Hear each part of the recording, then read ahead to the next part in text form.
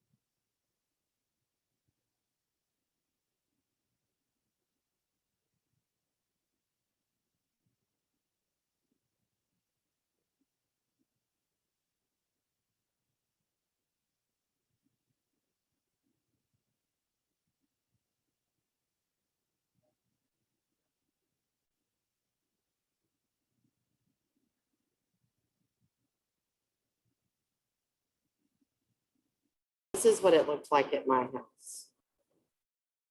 We had a whole bunch of stuff going on in the background. My brother and sister were both, they're 8 and 9 years older than me. So by the time I was 5, they were pretty far into their addiction.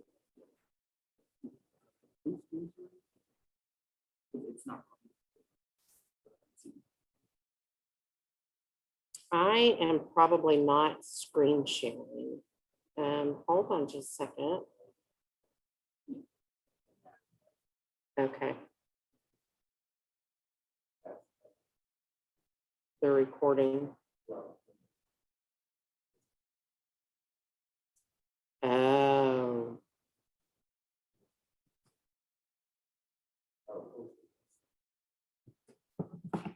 Alexandra is over this by now. Yeah.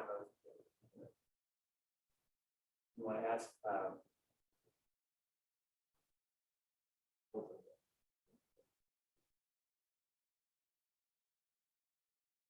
Technical difficulties, sorry.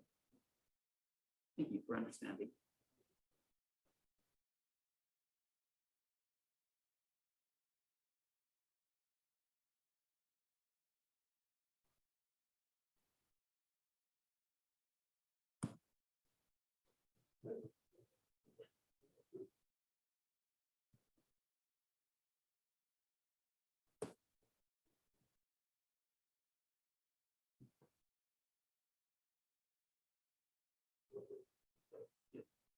So,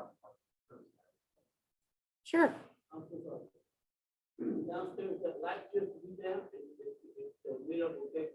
There was another one that was just down further, those beeping, the emergency one. Uh-huh. Now, it's got good bulbs, I reset it, set the reset button. Okay. Right now, it's over. If it starts beeping again, call me back and I'll, go ahead and shut that thing off. Okay, great. Thank you.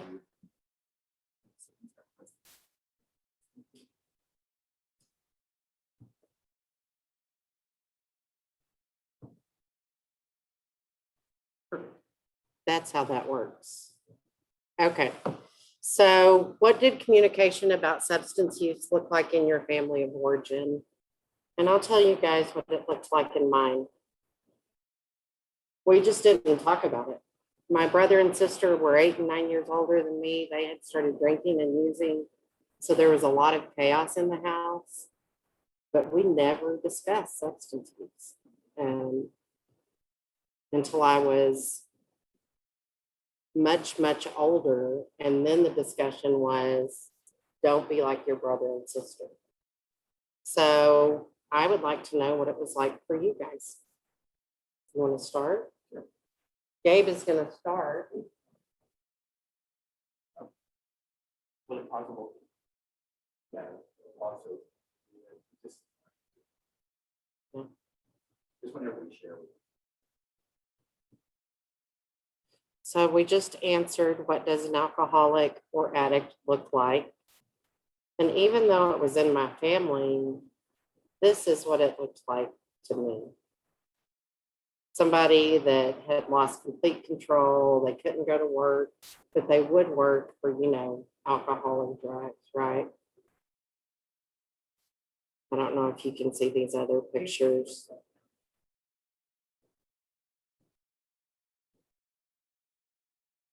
Yeah. So I really had this strong opinion of what alcoholism and addiction looks like. And that's really important because not just for my own story, but for when I thought about going to a meeting. Like, I didn't want to be in the same room with these people. I was pretty judgmental. Um, and it was hard for me to see a problem when I wasn't living like this. So the risk for substance use disorder is complex. I feel like I'm kind of preaching to the choir, right, for these next few slides, but I do want to go over it. You have the biopsychosocial model, biology, I think John touched on genetics, and we'll go a little bit more into that, what medications you need or take, your physical responses. It's all about your body. The psycho is your thinking, learning, emotions, perception, stress management strategies.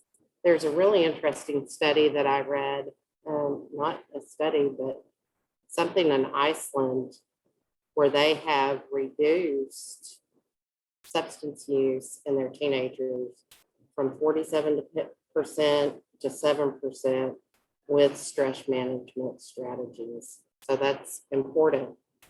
Family background, your interpersonal relationships, socioeconomic status, and cultural traditions. Biopsychosocial. So, I need to stay here for a minute. I don't have my notes. Part of the thing that I think is really important that we talk about is Adverse Childhood Events Survey, or the ACEs survey. Have you guys heard of it? It is like the most important public health survey you've never heard about. It started in an obesity clinic. I don't have my notes, but I have the name of the doctors that did it. They wanted to find out if their clients had anything in common. And what they found out is adverse childhood events and abuse in the home, either verbal or physical or emotional, violence, any kind of trauma in childhood, abandonment, neglect, just weren't there, watching someone be abused, incarceration, family experiences, yeah, all of the stuff, right? And what they found was really important. With 0 adverse childhood events, 1 in 16 smokes, 1 in 69 have an alcohol use disorder, 1 in 480 uses IV drugs, 1 in 14 has heart disease, and 1 in 96 has attempted suicides. The more ACEs someone scored, the worse the outcome. And so if you get 7 or more ACEs, 1 in 6 smokes, 1 in 6 have alcohol use disorder, 1 in 30 uses IV drugs, 1 in 6 has heart disease, and 1 in 5 has attempted suicide. With 3, it's a little bit better, but not a great deal better. So trauma matters. So I'm going to talk to you today a little bit about the disease model. Dr. Benjamin Rush was the first one to call addiction a disease. The American Medical Association in 1956 stated that alcoholism was a disease, and it had to have 3 criteria to be classified as a disease. Symptoms, it had to be chronic, progressive, and fatal. And they determined that people that drank the way alcoholics drank had all of these criteria. That was important because it made the medical community start looking at alcoholism and ways to treat it. If they had not done that, insurance I mean, our whole world would be different today. From the disease model, they define recovery as abstinence and a return to use as non-abstinence or a relapse. So let's talk about the disease argument for a minute. When someone has diabetes, the organ that's affected is the pancreas. The defect is insulin production. You can either have too much or too little. It has symptoms, high glucose levels. Anybody here have anybody in their family that's diabetic? No. So my little, Oh, my grandfather was 45. okay. My little brother is diabetic. And I can't check his blood glucose levels all the time. But I know when his blood sugar is off because his behavior also changes, right? He gets irritable, he gets unreasonable, he is defiant. A lot of things happen for him when his blood sugar is off. So you can see it. Oops. So let's talk about addiction. The organ that's affected is the brain, specifically the midbrain. The defect is the physical or cellular hedonic defect, and we'll go more into that later. And you can see symptoms of a substance use disorder, the craving, the obsession, the preoccupation with getting it. You can see withdrawal. You see a lot of different behaviors, right? That's just kind of to help you start thinking about this as a disease. It, Insurance, but also a person with disease is pretty. right, absolutely changes the way we treat people. And it's really, that's what this is about, right? So some of the central theories related to the disease models, it's genetic, right? It's not all genetic. And there is a genetic component. They say it's 50 to 70%. So what have I heard say? Genetics loads the gun and environment pulls the trigger. And our environment shape our brains. Our brains are resilient to life stress. And so I have to stay here. When you think about resilience, you think about something that's able to bounce back, right? It's pretty rigid and it bounces back. Soft brains are adaptive to stress. And so adaptive is more like they're going to move with the flow. Resilient isn't always best. We strive for resilience in our kids. And if you're in HDFS, we talk about resilience a lot. But sometimes nature prefers adaptation. When I think about being resilient and bouncing back, I also think there's a point where you're just going against the system, right? You're not adapting to it. You're not changing to it. You're just bouncing back to what you want.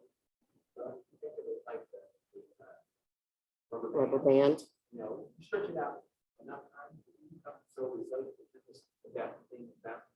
Right. You eventually, It'll eventually break. See, I was thinking about the willow tree that would eventually snap. That's a good way to put that, George. Thank you. The second part is the reward system. So the dopamine hypothesis, and I cannot walk. I keep wanting to walk, but I won't. The dopamine hypothesis says that all drugs release dopamine. This theory kind of helps explain cross addiction. But I want to talk about that because we're saying all drugs release dopamine, but some behaviors release dopamine too, right? So if you think about process addictions like eating disorders or gambling or sex and love addiction, then those behaviors also release dopamine. And it releases dopamine at such a level that your natural response to dopamine, I think this is on the next slide.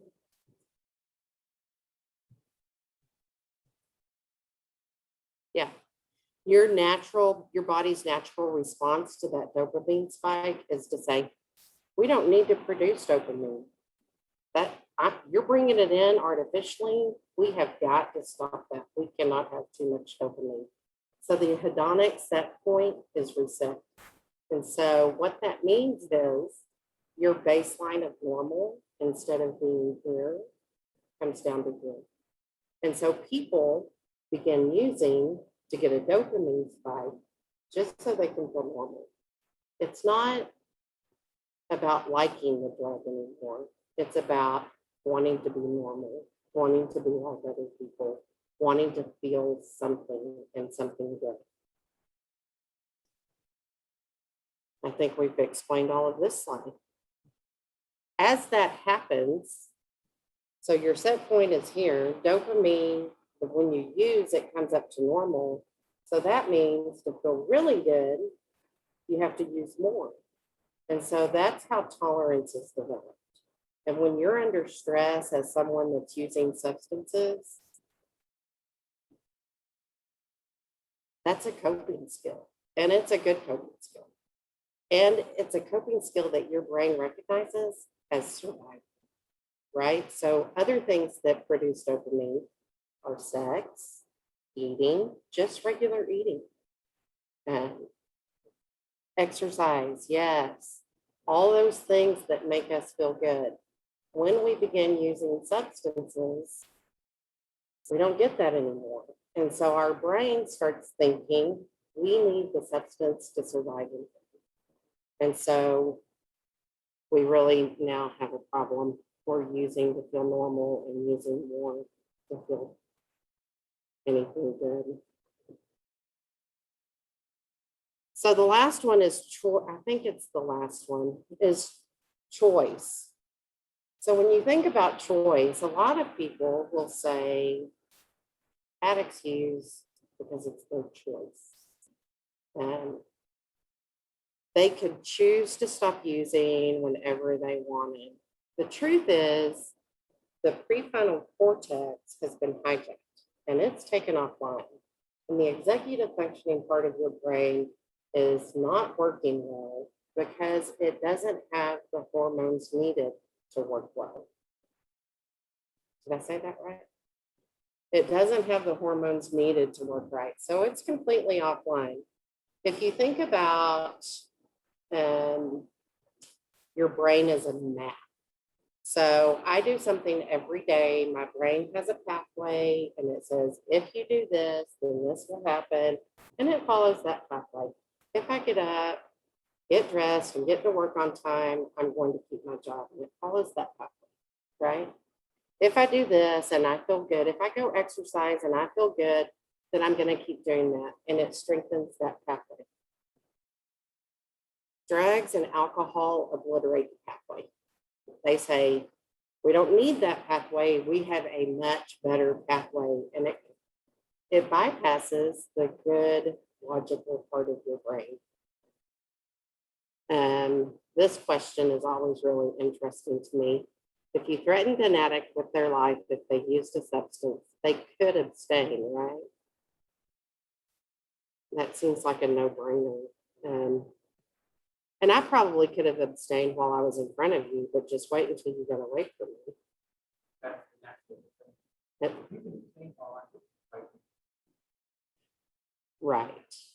Well, because of the threat, yeah, the threat's gone. And my brain is telling me, because now my stress level is up, my brain is telling me, you have to use or drink because this is too much stress and your survival depends upon it.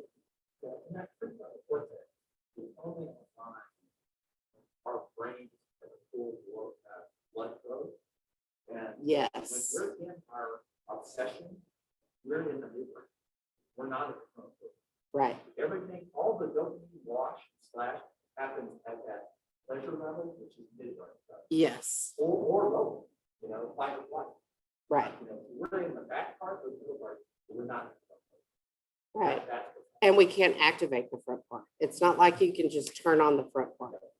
Your brain has to activate the so, front so part. when the person is threatening us, we're back here, fight or flight. Oh my gosh, you're gonna kill me if I don't, if I do, okay, I won't do. Right, I'm back here, but I'm still not making that choice out of human choice of the front person.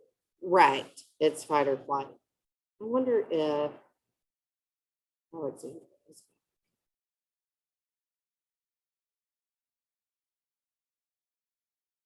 Can you see? If she has any questions, I hope she steps in. I don't know if I need to repeat what you said for Alexandra. Her camera is on. I don't see her. Okay, Alexandra, if George was saying that when somebody puts a gun to your head and you're using substances or drinking, then the fight or flight area of your brain is activated. And you, as a substance use disorder person, you are in fight or flight. And so you can make a decision to live. But when you leave there, you're not making conscious decisions with your frontal brain. And when you're in that place of using alcohol or drugs, you stay in the midbrain or the fight or flight area. And we can't just turn on our frontal brain. It depends on what happens below.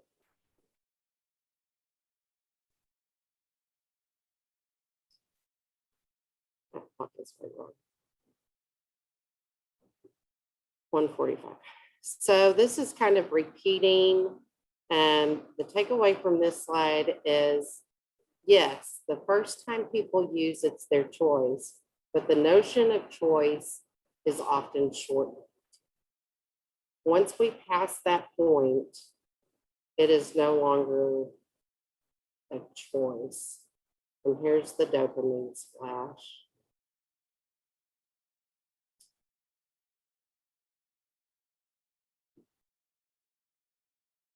So recovery does happen. The hedonic thresh point can be reset, and we can feel normal. People with substance use disorder can feel normal pleasure after their brain heals. And that brain healing can take, I think, up to 2 years, but for sure a year. Yeah, By 5 years, okay. you have consistent eating. By 5 years. 5 years. So John Kelly is a friend of the center at Yale, and he studies recovery extensively. And he says it takes about 5 years if you're attending meetings and doing the things you should be doing for your brain to heal, where you can, that hedonic thresh point is reset. I'd like you to remember the organ defect and symptoms. That's important because it changes the way we view addiction. Instead of looking at John in front of me and saying, oh, you're an addict, I can look at John in front of me and say, John has an illness, how can I help him?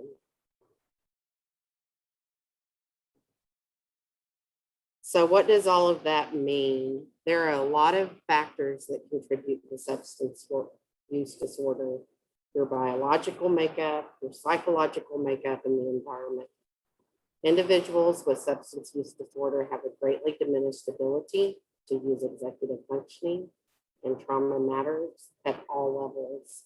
And what that means, and I didn't hit on it earlier, but the higher the ACEs score, the more heart disease, the more hepatitis, the more problems in their physical body. It's not just with substance use. Something that just not talking to me was just the how much or how low the odds were for IV drug users, and then how dramatically it came between even 3 ACEs or 7. And that was the surprising thing. Yeah, it's shocking. It is shocking. Thank you for sharing that, Gabe. But it makes sense, but I mean, think about it. you know, people experience trauma, they don't want to feel it. They're more likely to go to IV programs, get that quick get to shut the door. Right? Right. Does that make sense? Right. Yes. Yeah. And I think that's the thing we want to really impress upon people in that life training is, you know, the people that we think are the worst drug users, they would use IV drugs. Those people are set up by their trauma. Right. And that Icelandic study that I studied earlier, and I actually took out of this, which I'm thinking I probably shouldn't have. The Icelandic study it wasn't a study, the Icelandic people that took action was based on a study that Americans did. And what they found is that people choose substances based upon their natural coping styles.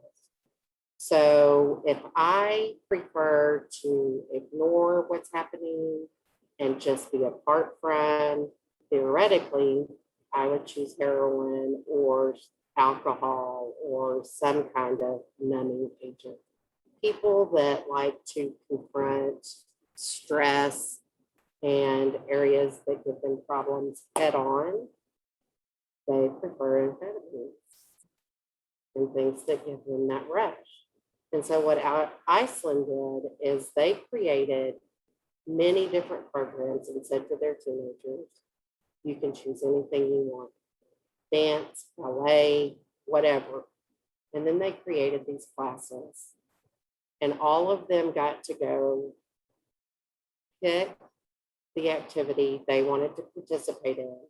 And while they were in that activity, they got to learn life skills, because it's not about the substance, right? It's about not knowing how to deal with life.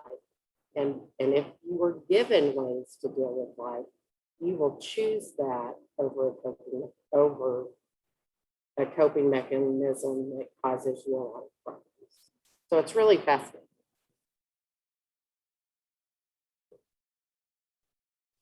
So what does it mean and what can I do with it? Language matters. I say this all the time. I say it to my clients. I say it to my family.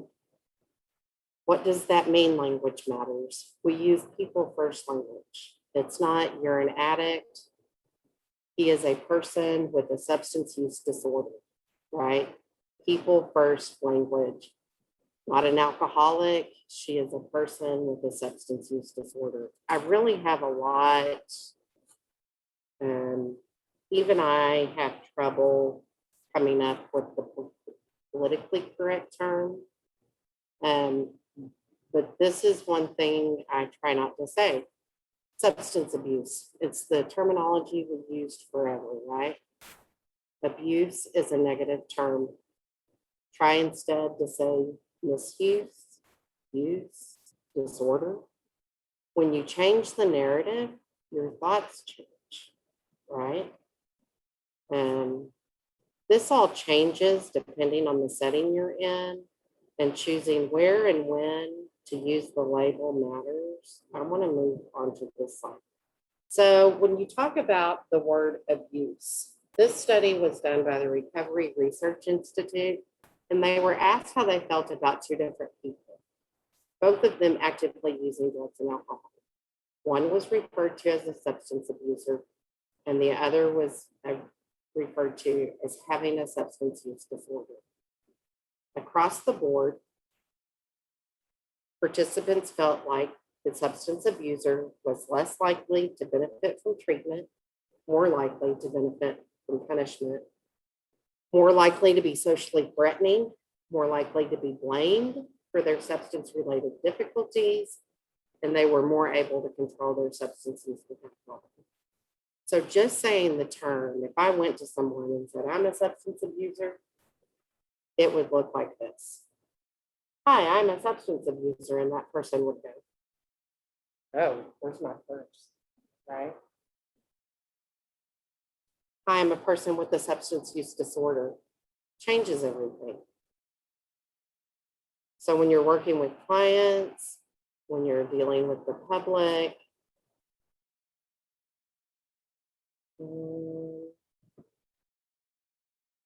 it's really important to use the correct terminology. I don't know how that moved forward on its own. So we're in recovery ally traineeship. So what does a recovery ally do? They make themselves available to listen to what's happening. They're knowledgeable of resources. They avoid and discourage stigmatizing language. And they avoid normalizing substance use. And so when we talk about, when we talk about avoiding and discouraging normalizing substance use, especially on a college campus, when people get together on a college campus, what's the central gathering point? Usually alcohol. Come over, we'll go to the bar, we'll get a few drinks. Like, it's really important for allies to understand not everybody drinks, and they don't have to be in recovery. They could very well be in recovery, but not everybody drinks. And so being an ally means you provide both options, right? Being an ally means when you see someone that says, oh, that person's an addict or a junkie, you change the language for them with empathy.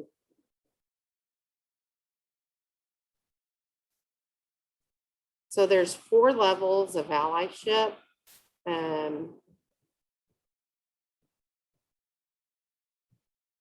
Give me a minute because I had notes on these that I don't get to have now. Awareness includes watching your language, watching the language of people around you. It also includes knowing your own biases. How do you think? How do you feel about people that have substance use disorders? Do you compare them to someone from your past?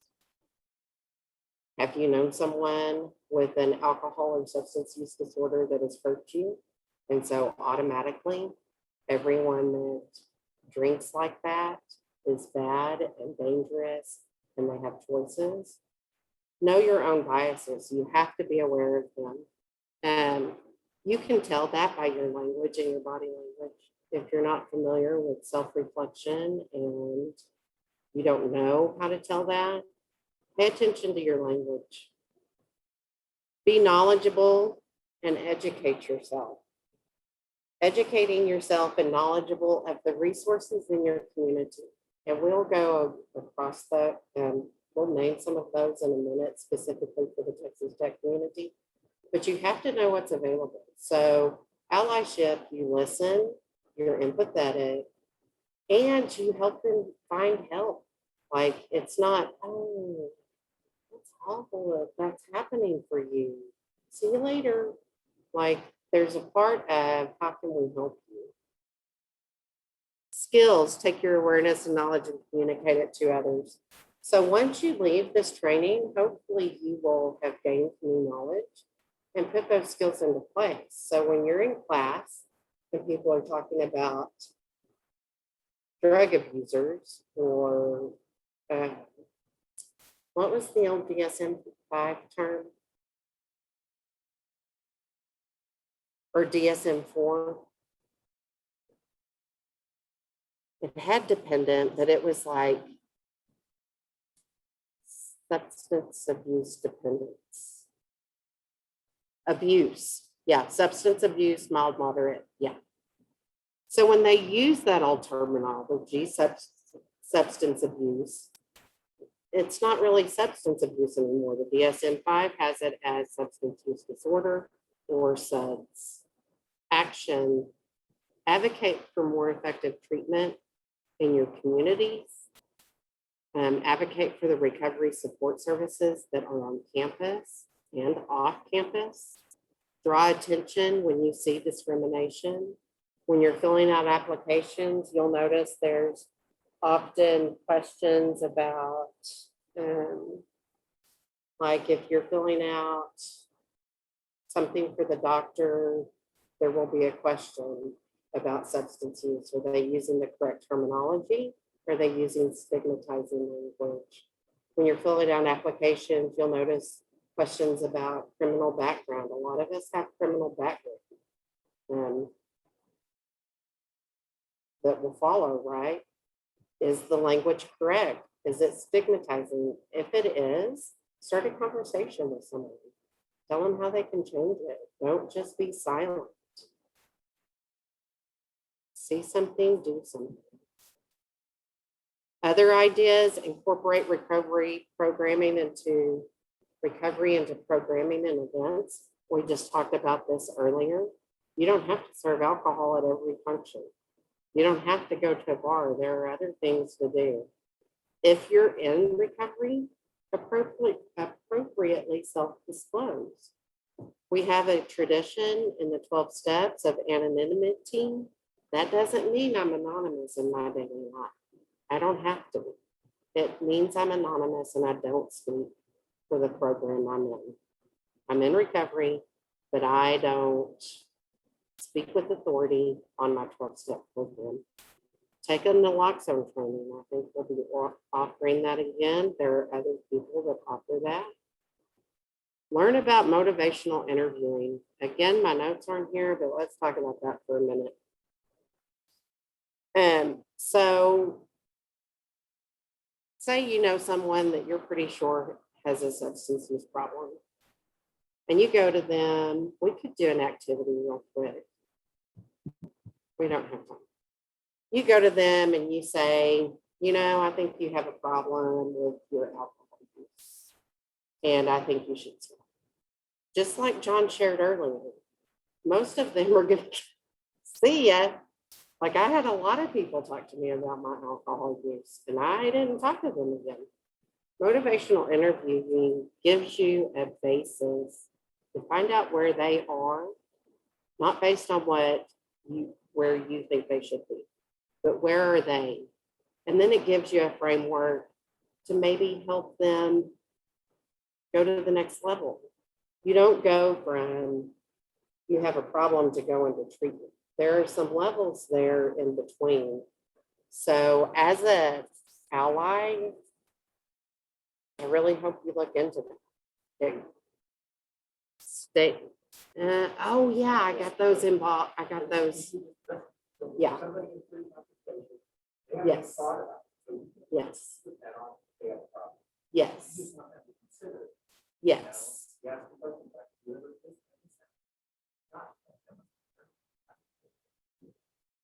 Then once they start thinking, well, maybe I have a problem. Oh, what would you like to do about it? What would you like to do? What would I do? Yeah, I don't know if y'all can hear, I was talking about the stages of change. Di Clemente, I know who that is because I always get those two. Yeah, Chaska. Prochaska. I always get those two. They're intertwined for me because they have to move through the stages of change, pre-contemplation, contemplation, all of that. Host alcohol-free events. Like don't serve alcohol at all. It doesn't have to be an option. Provide a warm handout. And so let's talk about that for a minute. You have a friend or you know someone or a classmate and you give them, I have these resources for you and you hand them a sheet. That's probably not helpful. Leading people to mental health services is way more helpful. Taking them, meeting them there, getting them in the time they need it, and the transfer happens immediately. So if you were on the Texas Tech campus, if I were on the Texas Tech campus and I saw someone that needed help, I would take them to the department they needed to be in and introduce them to somebody, even if I had to introduce myself first. Hi, I'm Laura. This is one of our students, Jane Doe, and she needs some help. And here we go. Warm handoff means that you're in person doing it. Your window of opportunity to get help for someone that is actively seeking help if they have a substance abuse problem is very small. They can change their mind in an instant. So as soon as they ask, you know where you're going to go, you know what you're going to do, and then you take them there. And if you can't, you can ask somebody else. Hey, I have this friend. Can you take them? Recovery-ready communities. That's what I hope to provide at Texas Tech, a recovery-ready community. And we do have that to some extent with the center. And to some extent we don't. A lot of people don't know we exist. Recovery-ready communities do not pass judgment on others. It's a culture of empathy and understanding. And in that culture, people feel comfortable asking for help. They don't feel judged. There are harm reduction services in a recovery-ready community. And if you think about harm reduction, you think about condoms, you think about designated drivers. Seatbelts is, I know that's harm reduction. I will take it out of the side. Intervention, when you are intervening with someone with a substance abuse, if you do it out of a place of, I know better, I've seen this before, you're not going to be helpful. If you do it out of a place of empathy and love. Recovery-ready communities. Recovery is respected by offering encouragement and celebrating successes. So an interesting thing happens when I'm out in the world doing things. Whether I'm at a party or a wedding, people used to ask me what you do for a living. I would say, well, I'm a licensed clinical dependency counselor. And one of two things would happen. They would either go, oh, that's nice, and turn and walk the other way with the drink in their hand. Or they would say, I got to tell you about my kid or my spouse or whatever, right? In a recovery-ready community, no one feels judged. Like, I could say to you, I'm an LCDC, and you'd say, hey, cool, no big deal, right? Because everybody knows what the disease is about and what recovery is about. And recovery is not about pounding you with information. Recovery is not about pounding you to change. It's about being empathetic and not judgmental.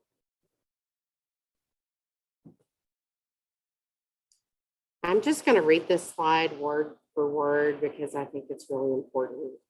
Becoming a recovery ally can help make our community recovery ready by bridging the gap between services and people who struggle with substance use.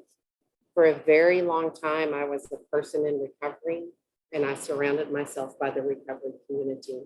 I hardly ever was out around people that weren't in the recovery community. People started asking me to share my story, and so I went from the recovery community to the society. And I remember sharing my story in a church one time, and then I went to the restroom afterwards. It was a very nice church, and it was very nice people. And as I walked in, the women in the bathroom grabbed their purses. They grabbed their purses and said, thank you for sharing your story. There was no in between, right? At that point, I was a recovery ally. I was trying to teach them that people in recovery can be trusted. There is a difference between addiction and recovery. A lot of people don't know that.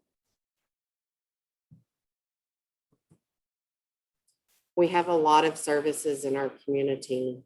First, for the Texas, I tried to keep this Texas Tech, the Center for Collegiate Recovery Communities.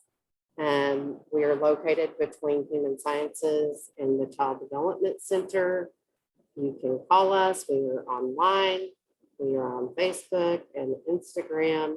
We would love to talk to people that feel like they may have a problem or people that would like to be an ally. You can also reach out to the Counseling Center. Misty Ramon is very helpful over there for people with substance use disorders, and she does assessments. You can do a student of concern report on the Dean of Students website. It can be anonymous. Anybody can do it. Just put it in there. The point of the student of concern reports is to Provide the student that you're concerned about resources. People will reach out to them and say, what do you need? In town, we have several different treatment centers and facilities. The Ranch at Tree, they offer detox, which is for people that are physically dependent. They offer residential treatment, partial hospitalization, and IOP. Stages of recovery does PHP and IOP. And any of these places, the Covenant is the Plaza is at Covenant. They also do intensive outpatient. And I'm putting initials on these. These are levels of care for people with substance use disorder. So the highest level of care is detox. It can be very dangerous for people that are physically dependent on several different substances. So they have to have medical supervision. And then they step down to residential and they live there and they get treatment. Partial hospitalization or PHP is typically a day program, 8 to 5, and they get home at night. And so it gives them a chance to acclimate back into the society. And then IOP is typically at night. Some people do it in the morning, but you're more able to go to work and still have recovery support. And then there's just plain outpatient, which is counseling. Did I miss anything? Oh, yeah, sober living. Yeah, transitional living is always typically recommended. What we know for sure is the longer someone is in treatment and receiving services, the greater their chance of achieving long-term sobriety. And so we have several transitional living places in Lubbock. The Ranch at Tree has men and women. Stages of Recovery has them. Aspire has them. And there's more. Star Care offers a crisis line for people in mental health crisis, and often that intersects with substance abuse. I said it, see? Substance use disorders. And people that are under the influence can become suicidal. Star Care is very adept at handling that, and they do so with empathy. And they have a screening and assessment called OSAR. So they can tell you which level of care is best and recommend a place for you to go. Yeah.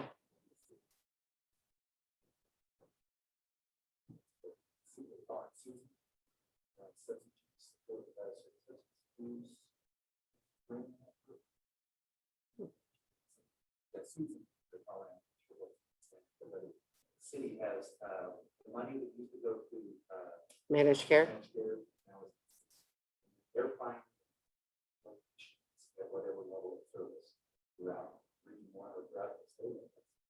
So that's really exciting. The city of Lubbock has now what it's called a hub and spoke. And so you can call the city of Lubbock.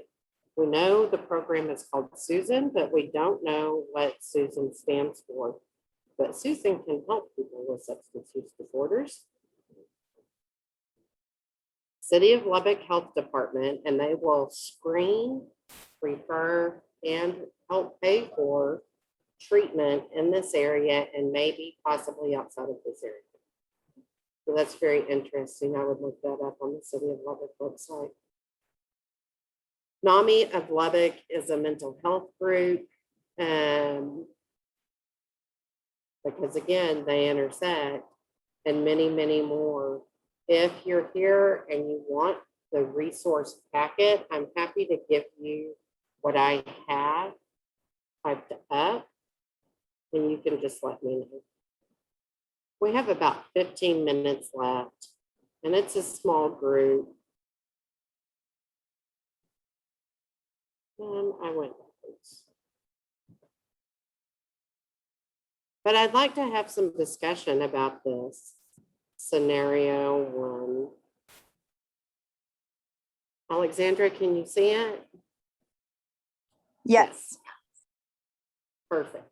If Brenda's been missing class and failing to keep up with schoolwork, one Tuesday morning at 10 a.m., you walk in, they're drunk, they're on the couch, the house is trash, pizza boxes, maybe some bongs, beer cans everywhere. How do you handle it? How do you handle it today? So I don't know. I think this is a group discussion. And I think, Gabe, if you want to come over here.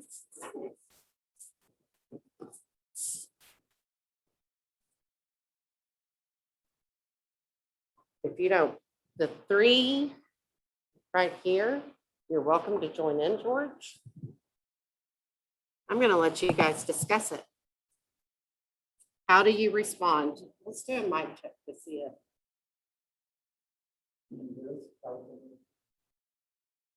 Hello. Alexandra, can you hear them? Yeah. Okay. I'm going to actually turn it around so maybe y'all can see her. Okay.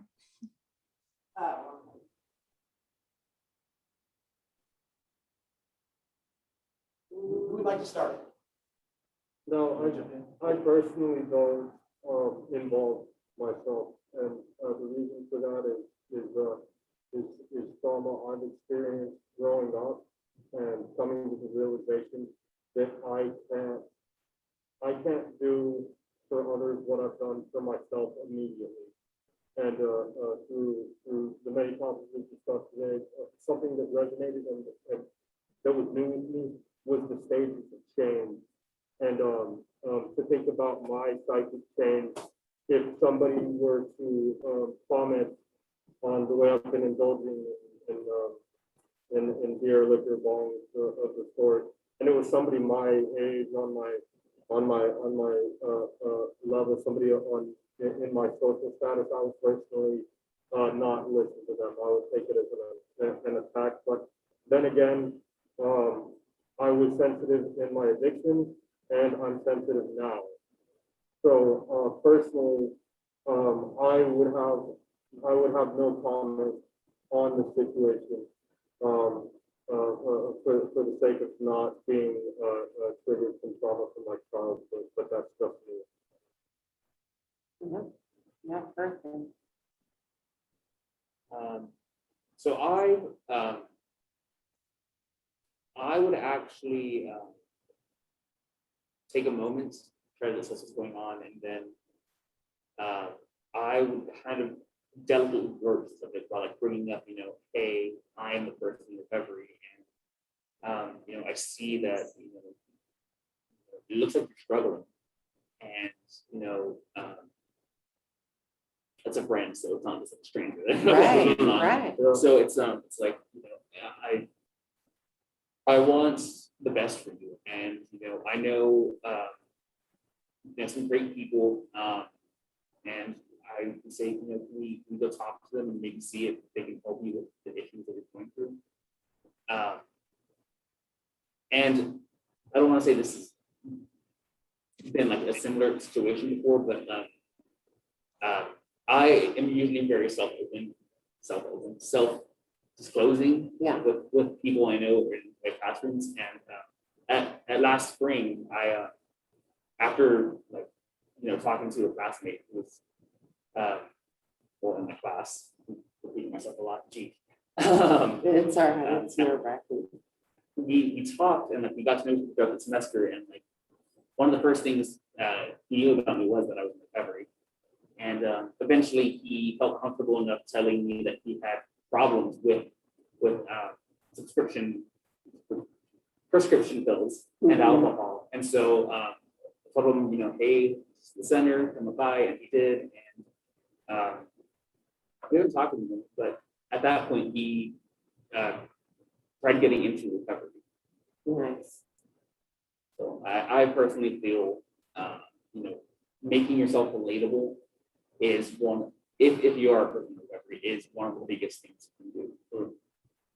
Can you make yourself relatable if you're not in recovery? Oh, absolutely. Right. It's not just limited to people in recovery, right? Right. I've struggled to, yeah. Yes. absolutely. Sure.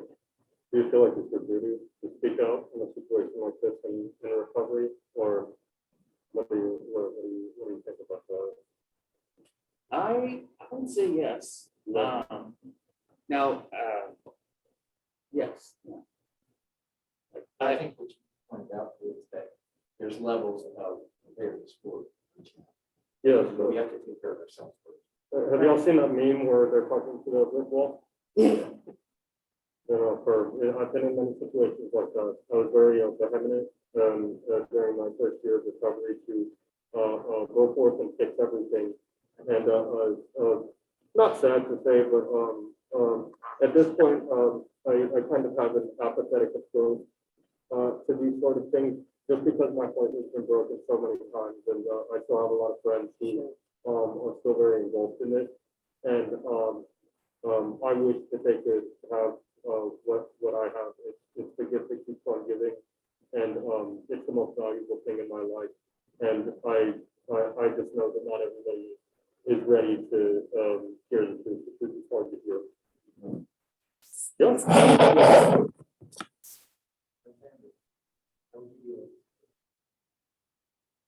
Alexandra, can you hear us? Yes. Oh, I did something. Hold on. I messed something No, up you on didn't. the little screen. Hold on. I should try and fix it. Okay. No, we're good now. Okay. Yes. So, okay.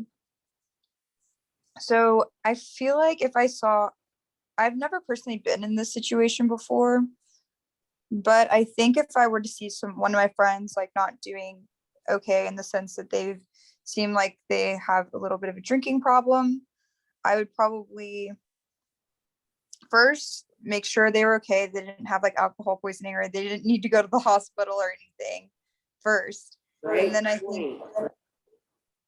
what? Great point. I'm sorry. Right. That was like that's the biggest thing is make sure they're physically okay. The second point I would make is I think you have to approach it in a very non-confrontational way, because I think if you approach the person, you're yelling at them and you're mad and you're saying like, what are you doing? Like you're ruining your life, whatever. I just, stuff like that. I don't feel like that would be necessarily the best approach. I feel like people who tend to have an alcohol issue have some sort of trauma that they're going through, or they just feel down on themselves, they're depressed. Like usually there's some sort of underlying mental issue, or I don't know, there's just a lot of different factors that go into it. And so I think you really just have to approach it very gently. And maybe once they sober up, like you help them get some food in their system, and then maybe put them in an environment where there is no alcohol, let them sober up, and then maybe talk to them, have a little sit down conversation, and then come from a place of love and be like, hey, like I've kind of noticed that you've been drinking a lot lately, and I was like, and this is no attack towards you or anything, but I just really want to make sure you're okay. I'm here. I'm always here for you. And I think also just giving out a lot of different resources, whether it's suicide prevention lines, depression. I'm pretty sure there is a number where you can call if you're depressed. I don't know all of them personally, but I know that there are a lot of ways, or then actually, I think another one also could just be like a counselor or some sort of other person that could be helpful, or possibly a number to a rehab service. Like there are a lot of different things I feel like you could do, but more than anything, I think you just have to be supportive, and you have to, I guess, make sure that you're not viewed like as the enemy or somebody that's trying to like make them feel bad about themselves because they're drinking, and that you're really just there to support them and to help them. Right. I think that's really good. Do you, George? I don't have to checking on their welfare first, making sure that they're in a place where they don't go to the hospital or higher level of care. but then just to sit and be with them. Yeah. And I agree with you, I'm saying, you know, Absolutely. if I'm not in a place to be with them, then I need to get somebody else. So is there, so I guess the question to you is there an ally network that if I'm not in a place to be there with them, that I can put someone in touch with them? There is not at this point. This is the first ally training. But I think that there, did you hear the question? Is there an ally network? Is what George asked, if there was an ally network. If you were unable to be with that person, that someone else could come be with that person.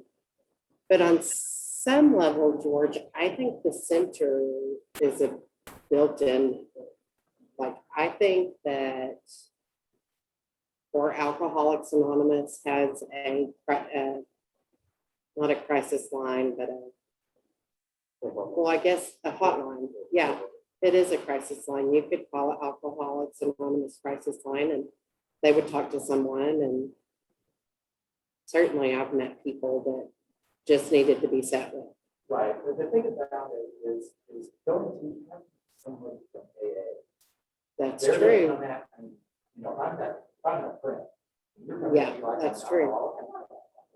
I've had years and I've been kind of blown off this semester, but I'll get my stuff together. You know, come on. Still, what, 4 weeks left in the semester, 5 weeks? I didn't finish the semester. Yeah, You know, yeah. I think that personally, I'd rather just comment on the school, or the schoolwork and missing class. Yeah, That's just- And that, That's what I feel comfortable with, because I know me. I don't know that as much, even if I've known them their entire life, I won't know, you know, the interior makeup of what they're feeling in that moment. and I think that's a good way to approach it. The schoolwork and what's going on with them is where it might be the only place they can start, right? And so here on the Tech campus, you can take them to a counseling center. We have online counseling resources. There are a lot of things we have on campus. Thank you guys for listening and participating in that discussion. There is one more thing that I think is really important to end this with. Yes. Considering the current state of the world that we're in, how would you feel about the warm handoff with online? I think a warm handoff on online services only because of the pandemic is okay. And of course, it depends on the person. If the person says, no, I don't want to do that, then a warm handoff person to person is preferable. But if it's all you can do, it's all you can do. It's better than nothing, right? Something is always better than nothing, unless it's bad something. I have this, I don't know if you can see that, Alexandra, but I have this in a hard copy. Being a recovery ally is really about this pledge. I pledge that I will treat all people who use substances and those in recovery with dignity and respect. I will strive to be 1, an open-minded and active listener. 2, conscious of my own biases and work to adjust them. 3, informed and open to learning more about prevention, harm reduction, and recovery. Nope, that was 3. I messed up my numbers somewhere. 4, aware of the environments I create and work to build a safe space where people can share struggles and success with substances and mental health challenges.